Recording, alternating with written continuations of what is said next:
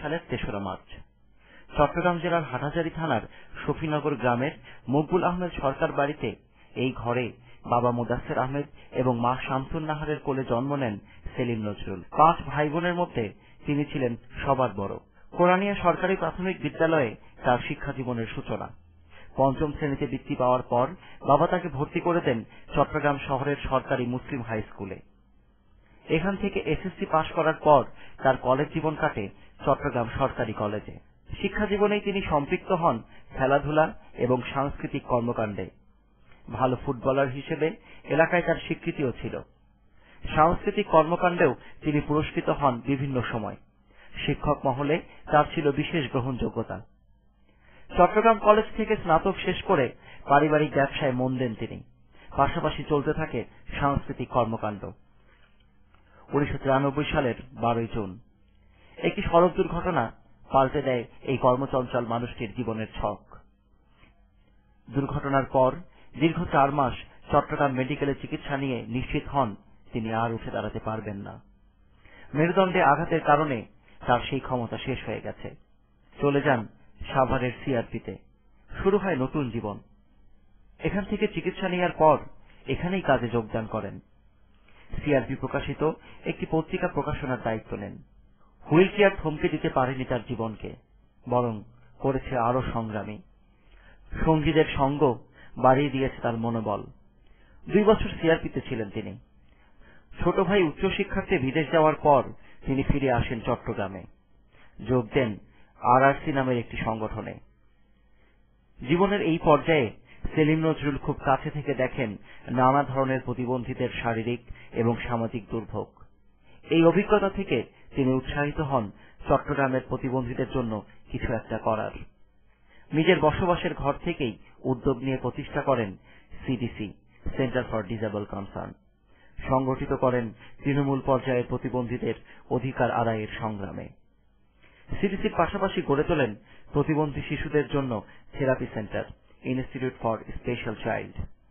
আমরা এখানে যেসব কাজ করি, আসলে সিডিসি যেটা করে সেটা হচ্ছে প্রতিবন্ধী ব্যক্তি যারা প্রতিবন্ধী মানুষ যারা শারীরিকভাবে অক্ষম হয়ে যেত তাদেরকে নিয়ে আমরা কিছু বৃত্তিমূলক প্রশিক্ষণ এবং কারিগরি প্রশিক্ষণ এবং বিশেষ করে যারা শিক্ষাগত দিক দিয়ে পিছিয়ে আছে প্রতিবন্ধী শিশুরা তাদের জন্য আমাদের একটা অ্যাক্টিভিটি আছে যেটা আমরা আসলে স্পেশাল এডুকেশন বলি। আমাদের এই ইনস্টিটিউটে মূলত প্রতিবন্ধী শিশুদের কিছু শিক্ষামূলক কার্যক্রম চলে এবং তাদের পারিবারিক যে পুনর্বাসনমূলক প্রশিক্ষণের কার্যক্রমগুলো আমরা জানিয়ে থাকি।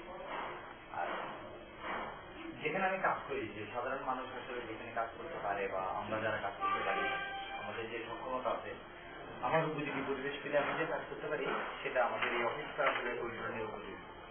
যেমন প্রতিবন্ধিত্বমূলক আমাদের যে সহজ প্রবেশ মতে টেবিল, আমি সহজে ঢুকে কাজ করতে পারি, আমি সহজে ঢুকে ভিতরে আমি সহজে ঢুকতে পারি এবং টেবিলে কাজ করার জন্য কম্পিউটারে টেবিলে আমার উপযোগী করা আমার, তার কারণে আমার এখানে আসলে কাজ করতে কোনো সমস্যা হয় না। এবং আমরা চাই যে প্রতিবন্ধী মানুষদের উপযোগী পরিবেশ পেলে তারাও তাদের যে দক্ষতা যোগ্যতা এটা দেখাতে পারবে।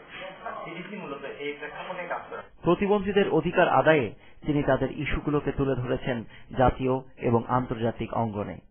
আমি অত্যন্ত সগর্বে বলতে চাই, বাংলাদেশে এটি প্রথমবারের মতো এরকম একটি ঐতিহাসিক স্থানীয় মহাসমাবেশ অনুষ্ঠিত হচ্ছে। আমি আজকে এখানে উপস্থিত প্রিন্ট মিডিয়া এবং electronics media. Today I request that all representatives of the print and electronic media present here to publicize the event in their respective media, both in Bangladesh and across the world. We have no role model in government, no government representatives, minister, opposition party leader or high-level government official is here today. The congregation has been carried out for and by people with disabilities themselves. People all over the world must be told about people with disabilities in Bangladesh, about their sad situation and about their denial of their human rights. বিখ্যাত ব্যক্তিবর্গকেও তিনি নানা সময়ে সিডিসির সাথে সম্পৃক্ত করেছেন প্রতিবন্ধীদের পক্ষে প্রতিবন্ধীদের হয়ে কথা বলতে। প্রতিবন্ধীদের এটা ওদের জন্য কিছু করার এটা করুণার কথা, এটা আমাদের সবার দায়িত্ব, আমাদের সমাজের দায়িত্ব, সরকারের দায়িত্ব, আমাদের সবার দায়িত্ব তাদের জন্য কিছু করা। এই যে সবসময় উদ্যোগ নেয় তার সহকর্মীরা খুবই প্রশংসনীয়, আমি জানাই অভিনন্দন। জাতীয় পর্যায়ের মিডিয়াগুলোতে তিনি গুরুত্বের সাথে উপস্থাপন করেছেন প্রতিবন্ধীদের সমস্যাগুলো। সুধী দর্শক মন্ডলী, শুভেচ্ছা নেবেন। আজকে একটি বিশেষ অনুষ্ঠান নিয়ে আমরা আপনাদের সাথে হাজির হয়েছি। আপনারা জানেন, সাম্প্রতিক সময়ে চট্টগ্রামে একটি বিশেষ দুর্যোগের সম্মুখীন আমরা হয়েছিলাম। তার মধ্যে অন্যতম হচ্ছে প্রতিবন্ধী ব্যক্তিদের আমরা যে অবস্থানে পেয়েছি, বিশেষ করে প্রাকৃতিক দুর্যোগে প্রতিবন্ধী ব্যক্তিদের অবস্থা এবং আমাদের করণীয় নিয়ে আজকে আমরা আপনাদের সম্মুখে এই অনুষ্ঠানের আয়োজন করেছি। আপনারা জানেন, গত 11ই জুন চট্টগ্রাম শহর এবং শহরাঞ্চলের বিশেষ জায়গা জুড়ে একটি বিশেষ পাহাড়ি দল এবং যে প্রাকৃতিক দুর্যোগ ঘটে যায়, ইতিমধ্যে 126 জন মানুষের প্রাণহানি ঘটেছে এবং অনেক মানুষ প্রতিবন্ধী হয়ে তারা আজীবন বিভিন্ন সম্মুখীন হয়েছে দুর্যোগের। আমরা আজকে এখানে এই অনুষ্ঠান উপলক্ষে আমরা প্রতিবন্ধী ব্যক্তিদের অবস্থান নিয়ে এখানে একটি মুক্ত আলোচনার আয়োজন করেছি। আমাদের মাঝে উপস্থিত আছেন চট্টগ্রামের একটি জাতীয় সংস্থা কোডেক চট্টগ্রামের পরিচালক জনাব সুলতান মাহমুদ গিয়াসউদ্দিন। এছাড়াও আমাদের মাঝে উপস্থিত আছেন চট্টগ্রাম জেলা সমাজসেবা অধিদপ্তরের সম্মানিত উপপরিচালক সৈয়দা ফেরদৌস আক্তার এবং চট্টগ্রাম বিশ্ববিদ্যালয়ের শিক্ষক chairman centre for good governance অধ্যাপক আহসানুল আলম পারভেজ। আজকে আমাদের বিষয় হচ্ছে প্রাকৃতিক দুর্যোগে প্রতিবন্ধী ব্যক্তিদের অবস্থা এবং আমাদের করণীয়। আজকে সরকারি পর্যায়ের প্রতিনিধি এবং সমাজের সুশীল সমাজের প্রতিনিধি এবং প্রতিবন্ধী সংগঠক হিসেবে আমরা যে 3 জনকে এখানে পেয়েছি, তাদের কাছ থেকে আমরা শুনব সাম্প্রতিক এই দুর্যোগে প্রতিবন্ধী ব্যক্তিরা কি অবস্থায় রয়েছেন এবং সামগ্রিকভাবে তাদের জন্য আমাদের করণীয় কি। প্রতিবন্ধী জনগোষ্ঠীর অধিকার আদায় ছিল তার লক্ষ্য।